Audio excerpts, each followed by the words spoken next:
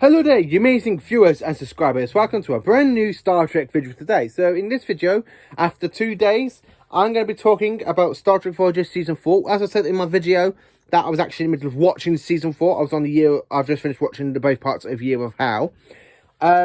Now, 2 days later, I've actually finished Season 4. And I'm literally about to start the 5th season of Star Trek Voyager. And which was took me by surprise because I'm literally making way through these seasons really massively big.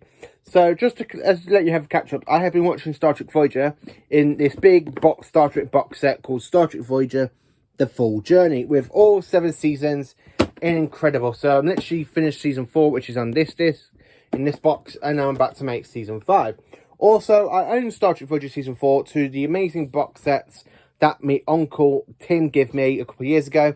Star Trek Voyager season 4.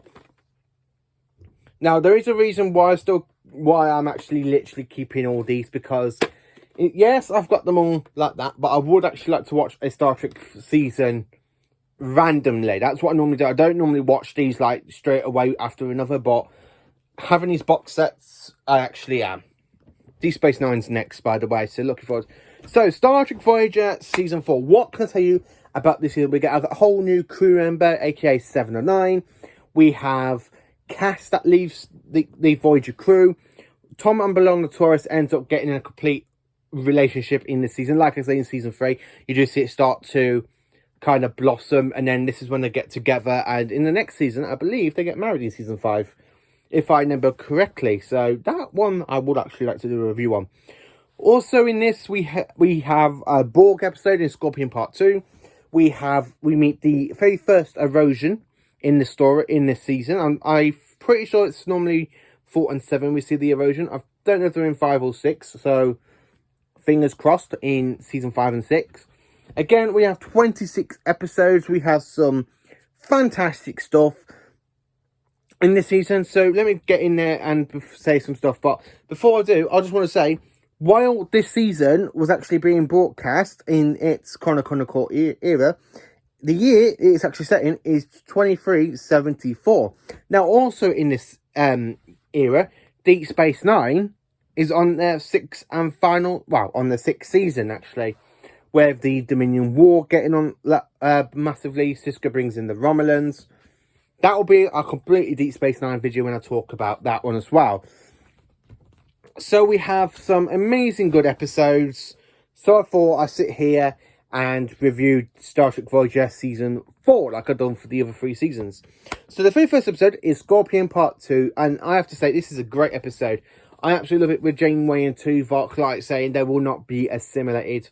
Make a person to talk to through the Borg, which is 7 and 9. And then while the Borg cube is under attack by the species 8472, because they're planning to destroy Voyager, the Borg cube destroys and everybody teleports to Janeway. Even though Janeway's injured, she does get fixed up by the Doctor, I have to say.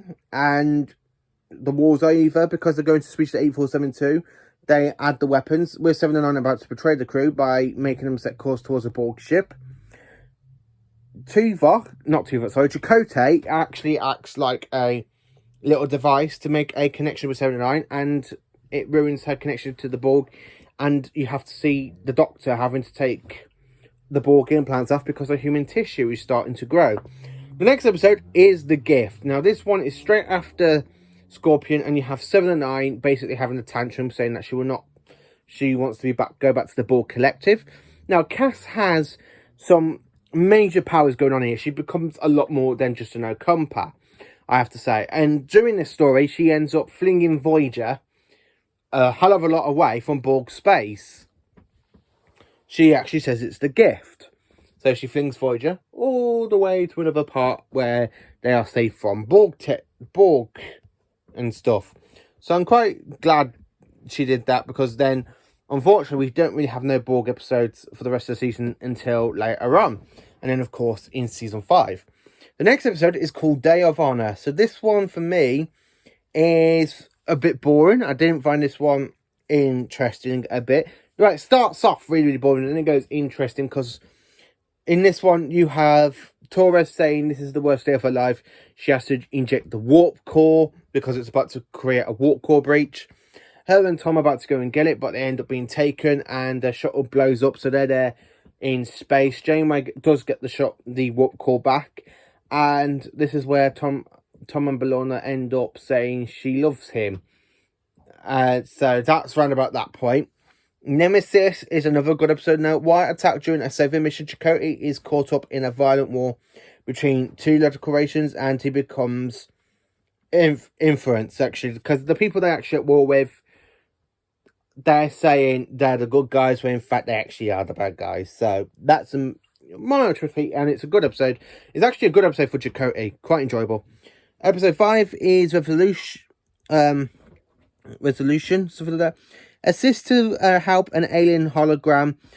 Now, this one is a kind of an odd one, because after the Doctor finds a hologram set out a distress call, he insists on going up to help it, and then it turns out the hologram is the one that's killed all of the ship and everything else. So, not a good hologram.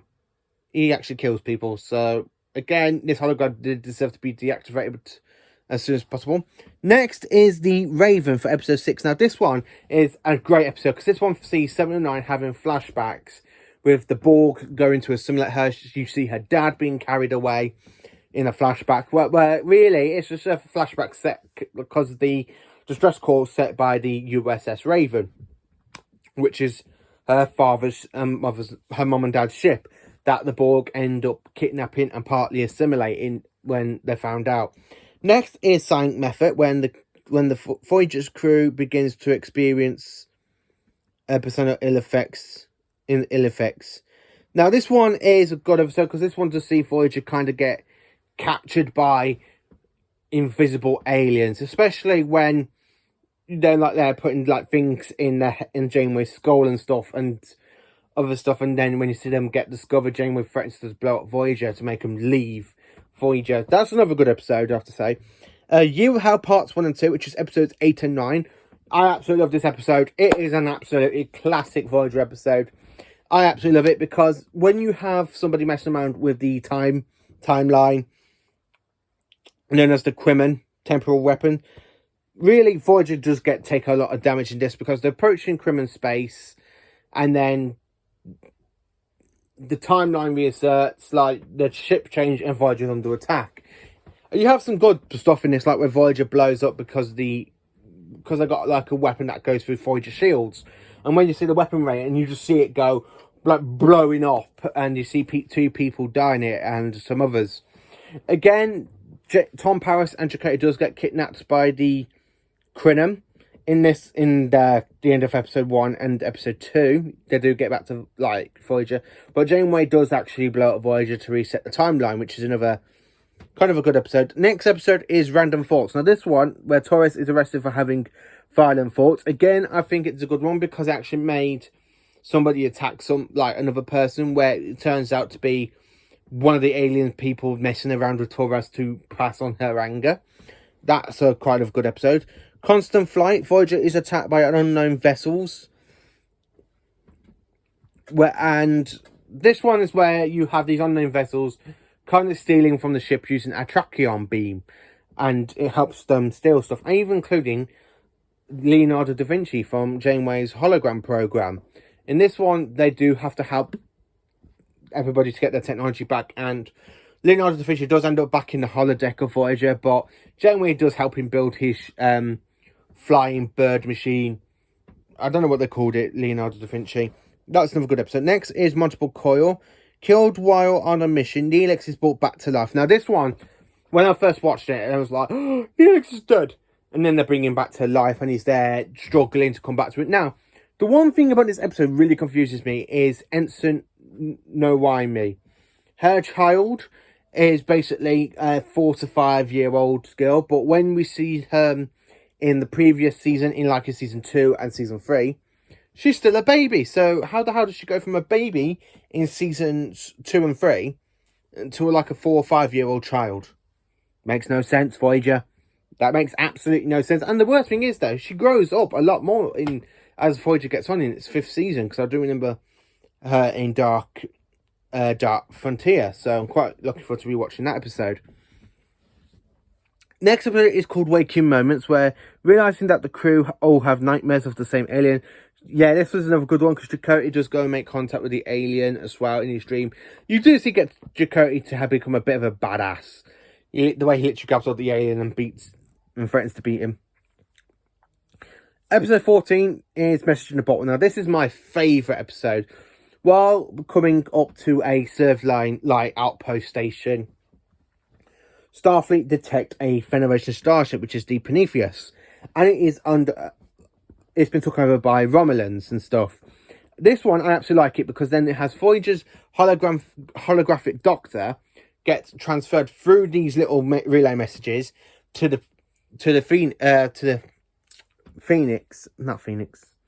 Prometheus, and he holograms with another hologram, and the Doctor tells the Federation that Voyager is actually trapped, where the Doctor reveals to Janeway that the Federation writ off Voyager as a destroyed ship 18 months ago. So that and most of Janeway's boyfriend or fiance, she's devastated the next day where she finds out he's moved on, and some other stuff. The next episode is called The Hunters. Again, while trying to receive messages from the Federation, Tuvok and 7 and 9 are captured by a Herodian leader who plans to remove their skeletons to keep as trophies. Now, this episode, I do have to say, is a good episode. I like to see when Janeway gets the crew. The one thing about this that really I do find upsetting is that after they receive some messages, the whole display of the stations end up getting wiped out and Voyager is stuck not making contact with Earth. I do feel sorry for Janeway and the crew, but they'll still get some letters. Like Harry Kim gets a letter off his parents. Tom really didn't get a letter of his father like he hoped. So, yeah. The next episode is Prey with species 8472. Well, a member of species 8472 is under attack by a Herodian ship that they have been tracking down for months, and they call it its prey. Now, in one scene, you see a beheadless. Now, it turns out species 8472 actually ripped off an Herodian's head off. So when you see Tom Paris pick it up and he turns it around, it's like, throws it. It's a good scene. Now, I like how Voyager has to work with the Herodian to try and track down species 8472 in Voyager and to stop it from killing it, but it's already dying anyway, so they so 7 transports it over to a Herodian vessel and they leave. Next is Retrospect. In a medical examination, the Doctor finds evidence of replacing memories of 7 and 9 and being prosecuted. Yeah, this one is where she actually says somebody has abused her Borg technology to assimilate someone, which turns out to be completely wrong, and it causes somebody's death. Not a really good episode, but it does have a good wicked chase scene. Next is the Killing Game, parts 1 and 2, episodes 18 and 19. This one is where we see Voyager get captured. Yes, I know, this is Star Trek Voyager. They always get captured. I mean, the Kazon captured Voyager. Now, the Erosion have captured Voyager. A lot of Voyager does get captured quite a lot, and it's just getting a bit repetitive now. Now, in this one, the Herodian are actually using the holodecks to see what Voyager's crew. So, they first turn Janeway into a Klingon, and then they put her into a holodeck 1 in World War II. So, when the crew find out what they're doing, like from the Doctor and 7 and the help of Harry Kim, they do get Voyager back, and she gives Herodian Starfleet technology, holographic technology, which does become a problem in Season 7, which I will talk about when we get to Season 7. Episode 20 is where we see an alien take over Paris and switches bodies with him. The patch in the alien's body on his ship, Paris, is pursued by the alien's enemy, who are determined to make him pay for his earlier crimes. So this one we see a kind of alien that can actually transfer body to body to body. Again, this is a good episode, I have to say. Tom Paris does get his body back. Janeway kind of gets body swapped as well. And so there's another alien species. But everything gets back to normal and Voyager carries on. 21 is called the Omega Directive, where Janeway receives a message from Starfleet Transmission that it's detected some sort of radiation and Voyager's got to go and destroy it. And they do make another enemy. 22 is Unforgettable. Voyager picks up an injured female who claims that she is returning to Voyager having fallen in love with Chakotay on a previous visit. Unfortunately, either Chakotay or the rest of the crew can't remember her. This one, I find, is a good episode. This is where it's kind of like a Torchwood episode. Like in Torchwood, it was Adam that kind of manipulated all the Torchwood's like memories and stuff. In this one, they kind of do it in that one. Sorry, Torchwood is a Doctor Who spin-off where this is different. This is Star Trek Voyager, so it does remind me a bit of that, and it is a good episode. Next is Living Witness, 700 years into the future. Yeah, this is where an alien race believes Voyager is actually... Yeah, this one is absolutely bonkers. This is where people think Voyager is the warship, Janeway is a criminal, and the Doctor has to set everything right and tell them, no, you're wrong, forget that.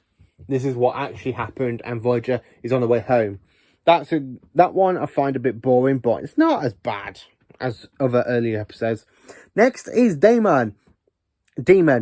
Hosts on a hostile and inviolable planet, Kim and Paris emotionally fall, like the eventual, these like spacesuits ends up falling, and the two are like classical. Barely the two men later reply.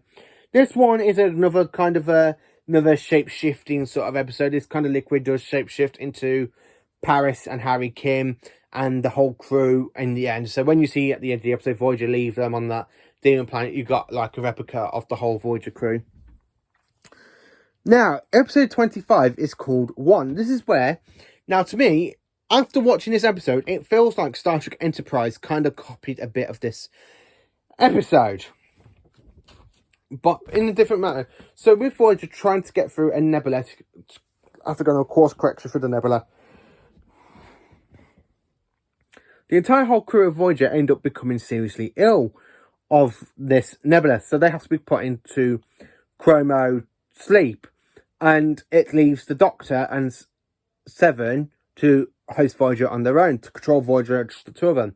Where in this one, Seven does become aware of like visions and stuff, so you just see her like have a little bit of a meltdown, but it's all back to normal when she saves the ship and the Doctor brings her back to life. Episode 26 is called Hope and Fear. This is where an alien who blames Voyager for the war with the Borg and species 8472, because they stopped the Borg from being completely wiped out, they went after these species, and some of them survived. This ship is called the USS Dauntless. Now, this is where an alien use hologram technology to pretend this is from a Federation with a quadrant stream effect, where it actually turns out the alien is trying to get hold of the Voyager crew, go back into Borg space for them to become Borg, which unfortunately doesn't fail, because Voyager ends up finding out, and they go to like arrest him, and then he tries to escape, and then you see Voyager going into the quantum time stream as well, and they use torpedoes and get Seven and Janeway back, and they leave, and the poor alien goes up to come across 3 Borg vessels, and he gets assimilated. So that's mainly it for Star Trek Voyager Season 4. Now, what can Kirsty tell you about this season? After Season 3, as I said, Season 3 is when Voyager gets good. This is where Voyager gets better. I absolutely love Season 4. It's got some good episodes. I love the erosion. I like the fact the erosion are really, really like this villainous, and they're trying to find ways to hunt their prey. I absolutely do like them. The Damon episode is another good episode. I do like the liquid sort of copies their bodies and stuff. Having 7-9 as part of the crew of Voyager is another great sort of episode. I do like this season with 7 and 9. She does have some bad moments in this, and she has some good moments, but 7 and 9 is starting to become part of the crew, and it is literally another great season for Star Trek Voyager. I can't find a fault wrong with this. There are some episodes that I did find a little bit boring, but not as much boring as some episodes in Season 1 and Season 2. So let me know in the comments what you think of Star Trek Voyager Season 4. Is Voyager getting better? Do you think it's not getting better? So anyway, join me for another review on Star Trek Voyager later on, either this week or the next week when I get on to Season 5. And also, after I finish watching Voyager, I will be jumping straight on to Star Trek Deep Space Nine, where I'll be watching all 7 seasons of Deep Space Nine back to back. Also, I have been taking me time as well to watch some Doctor Who stuff in between each discs of Star Trek Voyager Season 4. Now, I actually am... There will be... Apparently, the trailer for Doctor Who Series 13 will be coming out at some point this week. So, there will be a video of me talking about that and what I'm actually looking forward to about Doctor Who Season 13. Thank you for watching the video. Please do like, subscribe, and share. And have a great day. And live long and prosper. There we are. Both hands. Live long and prosper.